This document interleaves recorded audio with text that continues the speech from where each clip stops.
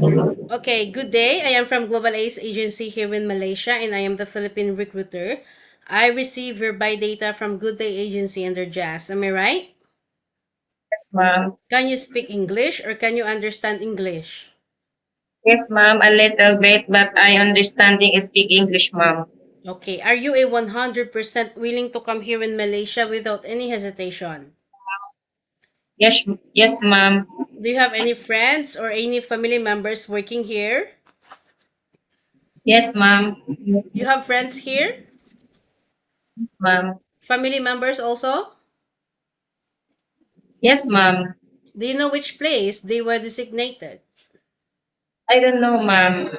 Okay, our interview, this is recorded and it will be uploaded in our YouTube channel, but at the same time, your profile will be uploaded in our website. Do you agree? Agree, ma'am. Why do you want to come here in Malaysia? Why you didn't choose to go in Middle East? Because Malaysia is a good person in a good place. Okay, can you help me introduce yourself, please? Assalamualaikum. My name is Paksa Sasapan Asmang, 28 years old. And my birthday September 14, 1996. Marriage. I have two kids, 8 years old and 7 years old. My height is 5'3". My weight is 68. Okay, so I need to I know. Okay, so I need to know some few more details from you, Paksa. What is your birth? Okay, so what is your religion? Islam. is po, Okay, ma'am. so what about your educational background? High school graduate, ma'am. High school graduate. Is your family allow you to come and work here in Malaysia?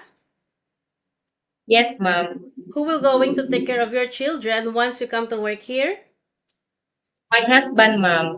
How old is your husband and what is his occupation?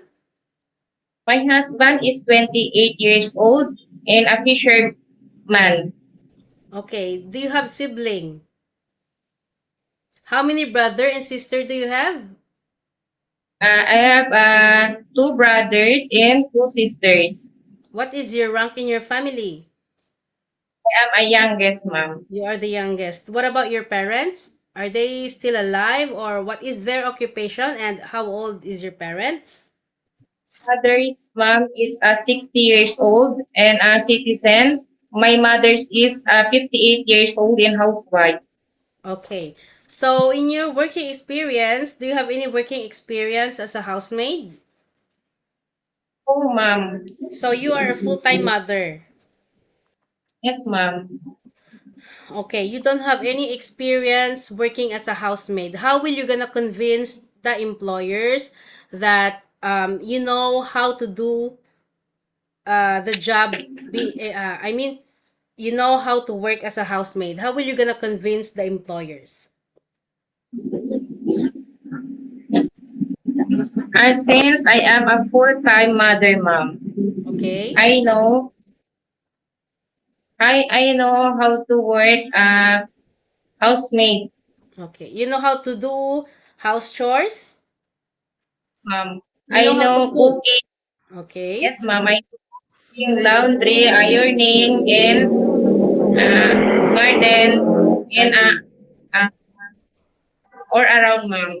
Okay, so being a domestic helper is very tough, okay? Knowing that you don't have the much experience being a housemaid, okay? You need to be flexible, you need to be multitasking. Are you ready for any task that the employer will be given to you? I am ready, ma'am. Okay, so are you okay to take your children while doing house chores at the same time? Yes, ma'am. Can you take care baby? Yes, ma'am. Can you take care elderly people? No, ma'am. Can you cook? Yes, ma'am. Uh, Filipino foods. Okay. Can you caregiving for bedridden patient and disabled person?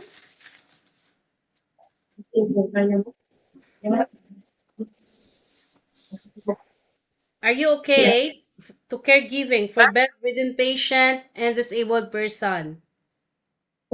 Yes, ma'am. Okay, so are you okay to take care pets or are you afraid of dogs? Only cat lang, only cat, ma'am. Only cats. So you cannot hold pork, right? You cannot Yes, hold pork, ma'am. right? So you want employer Islam only, correct? Yes, ma'am. Okay, so do you know how to speak Malay? No, ma'am, but I promise I want to learn in Malaysia. I speak, ma'am. Okay, so as I have mentioned, you have a 2 years contract, okay?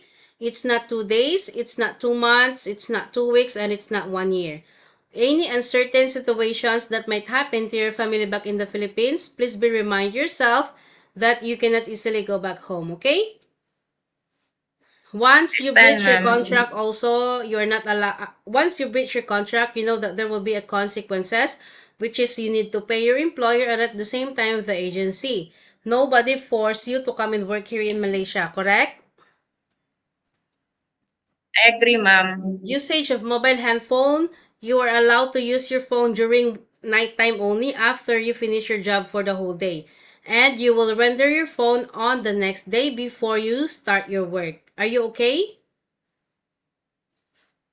I agree, ma'am. Okay, but if we found out that you cannot cope up your job on the next morning because you misuse mobile handphone, you sleep very late at night, then we will inform your employer that we will going to allow you to use your phone during like nighttime 2 to 3 hours only. Okay.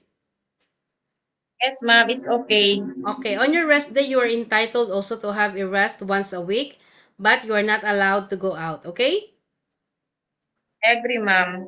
Okay. So I just wanted to let you know or to understand you about our terms and conditions because we don't want to have such a problem later once you come to work here in Malaysia. As long you are clear and you are okay with our terms and conditions, then there is no problem. I understand, ma'am. How are you gonna fight your homesickness? What will you I do? will I Okay, will call after work, ma'am. you will call after work. Do you Yes, ma'am. think do you think you can fight your homesickness knowing that you are a first timer? Yes, ma'am. Are you sure? Yes, ma'am. I will try my best, and I will wish I will pray to Allah. Okay. So, as long as you respect the employer, follow the rules and regulations, then it's okay. You will be working for your employer for 2 years. Any problems or any concerns, directly inform your employer, okay? Yes, ma'am. I will. Okay, so as always remind yourself that this is not the Philippines. In Philippines, we might be the boss, but in other countries, no such a thing, okay? So we need Understand, to ma'am. lower our pride, okay? Being a domestic helper and first timer is you really need to endure all, okay? You need to be a hardworking. You need to have a long patience and please don't answer back the employer, even though they are they are a bad employer or good employer. So we need also to put ourselves where we at, okay? I will be patient, ma'am. Okay, so I think that's all for now. Thank you for your time, Paksa.